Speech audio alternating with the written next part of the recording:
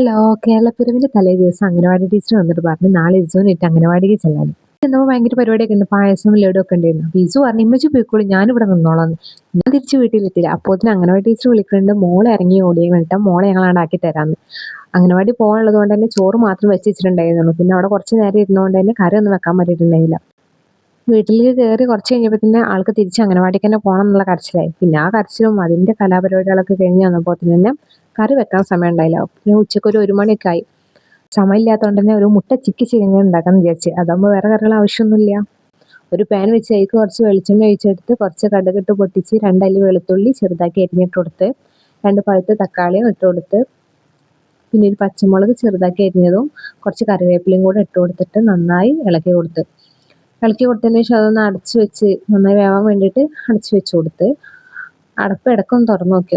ആയിട്ടില്ല, കുറച്ചും കൂടി വെയിറ്റ് ചെയ്യുക. പിന്നെ ഒന്നും കൂടി തുറന്നു നോക്കി. അപ്പോൾ കുറച്ച് വെന്ത് വന്നിട്ടുണ്ട്. അപ്പോൾ കുറച്ച് വെള്ളം ഒഴിച്ചു കൊടുത്ത് ഇങ്ങനെ നേരം വൈകുന്ന ദിവസങ്ങളിലോ അല്ലെങ്കിൽ എക്സ്ട്രാ വീട്ടിൽ എന്തെങ്കിലും ജോലി ഉണ്ടാകുമ്പോഴൊക്കെയാണ് ഞാൻ ഇങ്ങനത്തെ തട്ടിക്കൂട്ട് വിഭവങ്ങളൊക്കെ ഉണ്ടാക്കാറുള്ളത്. അല്ലെങ്കിൽ ഞാൻ ഇത് മാത്രം ഉണ്ടാവുമ്പോൾ ഇങ്ങനെ എന്തെങ്കിലുമൊക്കെ ഉണ്ടാക്കിയാൽ മതി. ആളെന്തുണ്ടാക്കി കൊടുത്താലും കഴിച്ചോളും. പിന്നെ ഞങ്ങൾക്ക് മുട്ട ചിക്കനോ മീനോ അങ്ങനെ എന്തെങ്കിലും മെയിനായിട്ട് വേണം. അതിൽ പിന്നെ മുട്ട നമ്മൾ ചേർത്ത് കൊടുക്കുന്നുണ്ട്, അതുകൊണ്ട് പിന്നെ ആള് കഴിച്ചോളും. ഇനി നമുക്കൊന്ന് അടച്ചു കൊടുക്കാം. മൂടി വെച്ച് നമുക്കൊന്ന് തുറന്നു നോക്കാം. നന്നായി വെന്തിട്ടുണ്ട് തക്കാളി. ഇനി അതിലേക്ക് കുറച്ച് മഞ്ഞൾപ്പൊടി, കുറച്ച് മല്ലിപ്പൊടി, കുറച്ച് മുളക് പൊടി ഇട്ടിട്ട് നന്നായിട്ട് ഇളക്കി കൊടുക്കാം. നമ്മൾ ആദ്യം ഒഴിച്ച് വെള്ളമൊക്കെ വറ്റിയിട്ട് ഇപ്പോൾ തക്കാളിൻ്റെ നീര് ഇറങ്ങിയിട്ട് നന്നായി വന്നിട്ടുണ്ട്. ഇനി അതിലേക്ക് കുറച്ച് ഉപ്പിട്ട് കൊടുക്കാം. ഉപ്പിട്ടതിന് ശേഷം നന്നായിട്ട് ഒന്നുകൂടി ഇളക്കി കൊടുക്കാം. ഇളക്കി കൊടുത്തതിന് ശേഷം 2 മുട്ട എടുത്ത് അതിലേക്ക് പൊട്ടിച്ചൊഴിക്കാം. എന്നിട്ട് പിന്നെ ഒന്നും നോക്കണ്ട, അങ്ങോട്ട് ഇളക്കുക, തലങ്ങും വിലങ്ങും ഇളക്കുക. എല്ലാം ഉണ്ടെങ്കിൽ അടി പിടിക്കും, ഉറപ്പാണ്. അപ്പോൾ പിന്നെ കൈ എടുക്കാതെ നന്നായിട്ട് ഇളക്കി കൊടുക്കാം. അങ്ങനെ അബദ്ധം പറ്റിയിട്ടുണ്ട്, എൻ്റെ ഒരു നടി പിടിച്ചിട്ടുണ്ട്, അതുകൊണ്ടാണ് ഞാൻ പറഞ്ഞത്. ഒരു എക്സ്പീരിയൻസ് ആയിട്ടുള്ള ആൾ പറയുന്നതായിട്ട് കണക്കൂട്ടിയാൽ മതി.